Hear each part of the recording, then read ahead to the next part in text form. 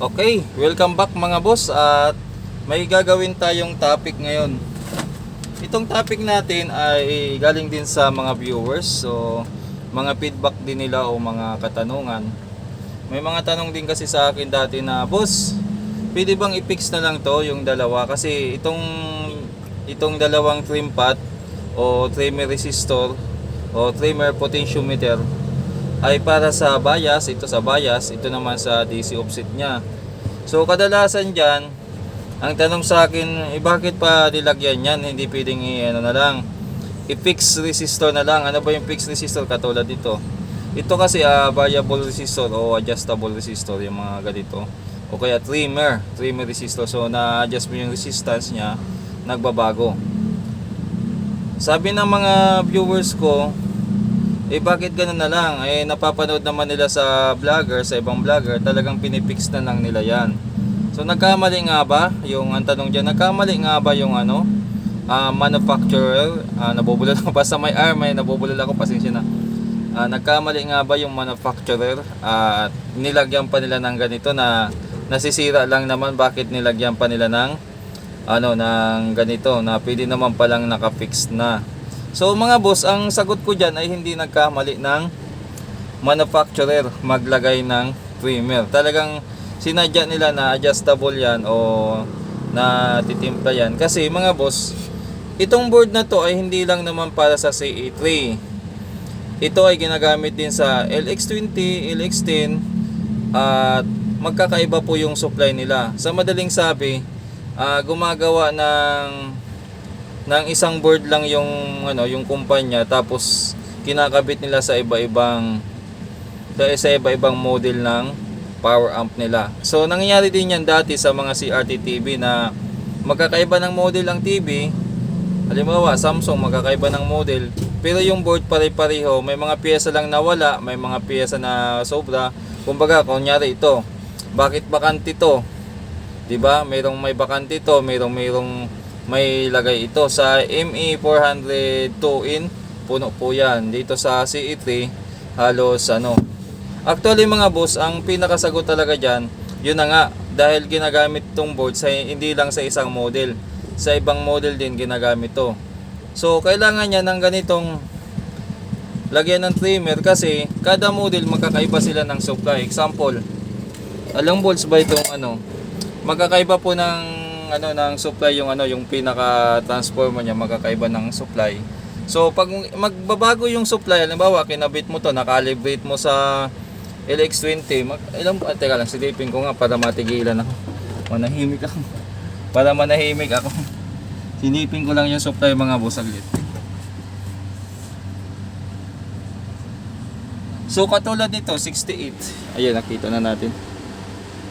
68 ang supply niya. So pwede siyang ikabit, halimbawa, example lang natin, yung sa isang model ay 60. So pag nakalibrate mo na siya sa 60 volts, halimbawa, nakalibrate mo siya ng 60 volts, tapos sinuplayan mo naman siya ng ibang supply, kung mas mataas o mababa, magbabago po yung biasing niya, magbabago din yung DC offset niya. Kaya kailangan may trimmer para kung sakaling ibang supply yung ikakabit sa kanya, magpipihit na lang, hindi na magagalaw-galaw pa ng pyesa.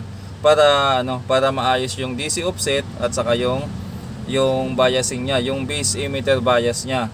Kaya meron siyang trimmer kasi hindi lang naman isang model ang pinagagamitan ng board na to. So tingnan nyo, pati itong yung power supply board o yung ayan may nakalagay LX20. Ayan LX20. Pero ito ay CE5. CE5. So yun po ang pinaka purpose ng trimmer. Hindi po nagkamali yung manufacturer na bakit nilagyan pa niyan, kasi iba-ibang model nga. Yun, paulit-ulit ko sinasabi, bakit naman pabalik-balik ako. Kasi may iba na nanonood ng video natin, pa-skip. Kaya sa mga nanonood ng tuloy-tuloy, pagpasensyahan nyo na yung kakulitan ko kung pabalik-balik yung sinasabi ko. Gusto ko lang may parating yung message ko o yung pinupunto ko sa mga viewers natin, kasi hindi lahat ng viewers ay nanonood talaga ng tuloy-tuloy. Yun na nga, recap tayo, baka umiskip ka na dito banda. Kaya nga yung trimmer na yan, kailangan kasi pag iba nga yung supply na naman, nagbago na naman yung supply o sa ibang model magkaiba ng supply yon, so magkakalibrate ka na naman. So kung nakapix na yan, paano gagawin mo? kakalas-kalas ka pa. So kung naka-assembly na, hindi na. I-adjust mo na lang para makuha mo yung tamang bias at saka tamang DC offset. So sa mga technician, alam na yan. Malalaman nyo din yan sa mga gustong maging technician balang araw. Kaya meron pa ring primary resistor. Pero kung hindi naman ito ililipat sa ibang mold, halimbawa katulad nito, ipapa-fix na lang ng may RPD naman kasi dito niya lang gagamitin, hindi na niya babaguhin yung kumbaga So ipipix na lang natin yan. At wala naman pong masama. Wala naman pong masama kung ipipix resistor na yan. Sa opinion ko ha, pero kung sa tingin natin may mga ibang technician dyan na baka sabihin na pangit yung ipipix, bigyan nyo po kami ng kapaliwanagan, comment lang sa baba para maunawaan natin. Pero sa akin bilang technician, kahit i-fix yan, okay lang, wala namang masama, wala namang epekto sa tunog. So bago i-fix yan, siyempre i-calibrate mo muna, tapos i-calibrate mo din uli nang kung hindi na dumaan ng test valve para makuha ang accurate. Then saka natin i-fix, susukatan natin yung resistance ng bawat paa para makapag tayo ng resistor na tamang value.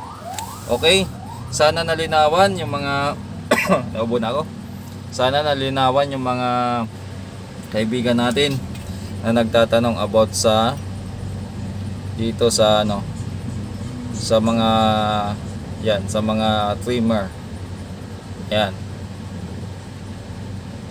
Okay mga boss, hanggang dito na lang. At maraming salamat sa mga nanood.